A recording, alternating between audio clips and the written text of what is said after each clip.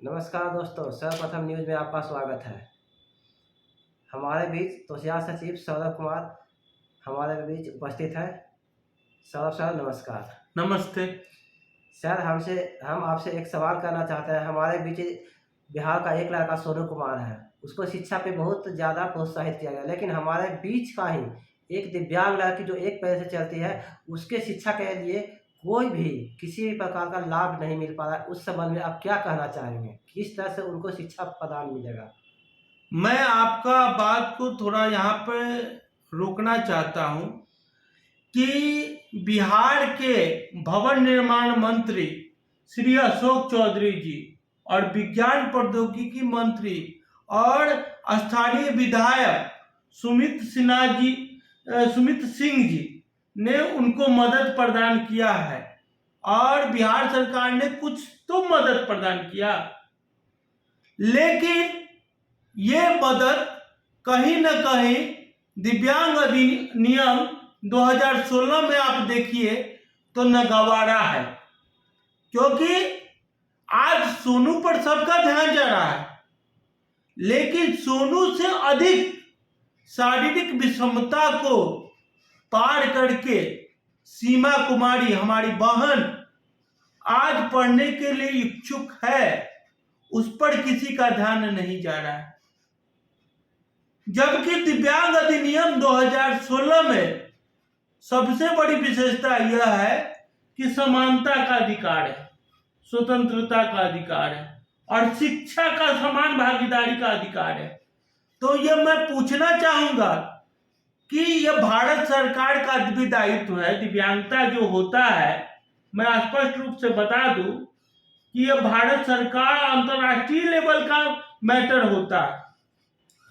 अब मैं कुछ पॉइंटों पर आपका ध्यान आकर्षित करवाना चाहूंगा कि सोनू को एक प्रोपगेंडा के रूप में काफी यूज किया गया, लेकिन उसी समाज को एक दिव्यांग छात्रा की पीड़ा नहीं दिखाई थी और उसके लिए कितने हाथ बढ़े, मैं ये पूछना चाहूंगा। दूसरा जो सबसे बड़ी बात है कि दिव्यांग अधिनियम में जो नियम बनाए गए हैं उसका पालन कब होगा। आप छोड़ दीजिए कि उसको किसी से भीख मांगने की आवश्यकता है, उसमें योग्यता और क्षमता होगी ना तो वो बुलंदी को हासिल कर लेगा। इच्छा शक्ति के आगे सब कुछ निरस्त हो जाएगा।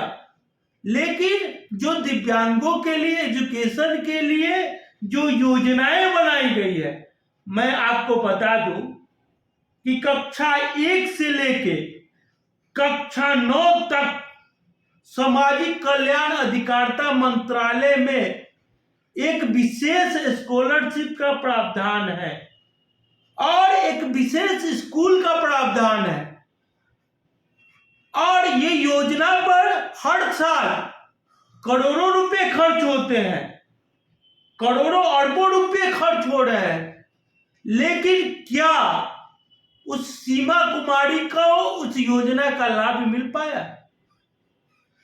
आपने सुना होगा कि आप डीएलएड या बीएड करते हैं तो सांकेतिक शिक्षक या विशेष शिक्षक की नियुक्ति होती है, यह प्रावधान भी है।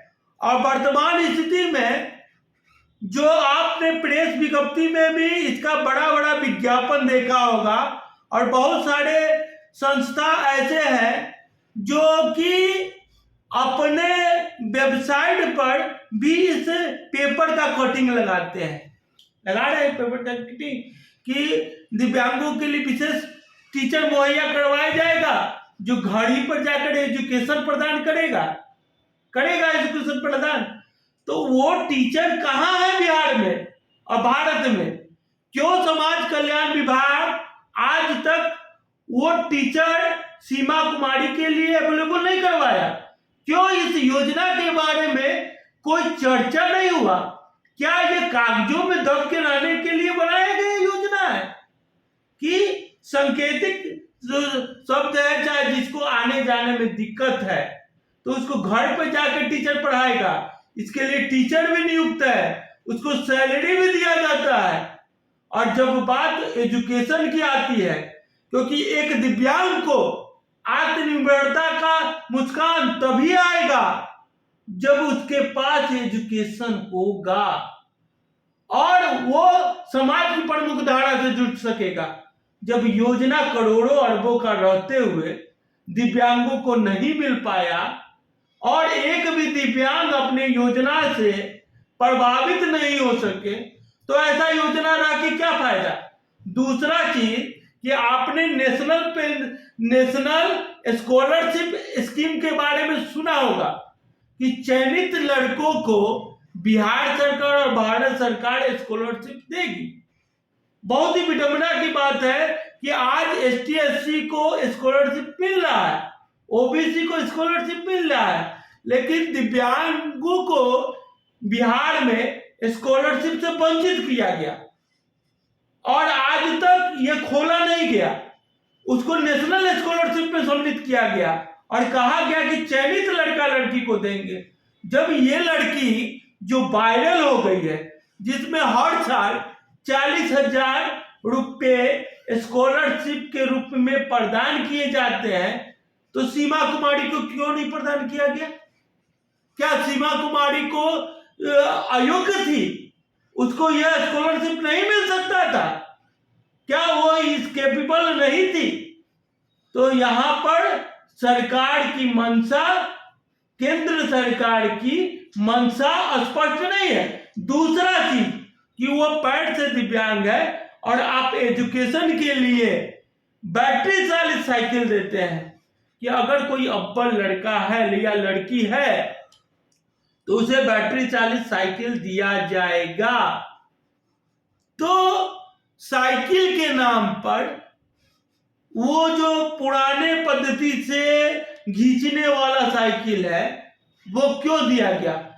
क्यों सीमा कुमारी का तो एक पैर कटा हुआ है, वो एजुकेशन के लिए इतना आकुल व्याकुल है, उन्हें बैटरी वाला साइकिल क्यों नहीं दिया गया? यह सोचने की बात है। और मैं दिव्यांगजनों से और जनता से अनुरोध करना चाहूंगा कि जिस केंद्र सरकार का और राज्य सरकार ने मदद की है, लेकिन अगर उनके योजनाओं के अनुसार ही उनको मदद मिल जाए तो उन्हें कहीं भटकना नहीं पड़े। तो इसलिए अगर विकास करना है, उनका मदद करना है, तो उनके योजनाओं से सिर्फ आप उनको जोड़ दीजिए ना, वो खुद ही अपने लक्ष्य को प्राप्त कर लेगा। नमस्ते।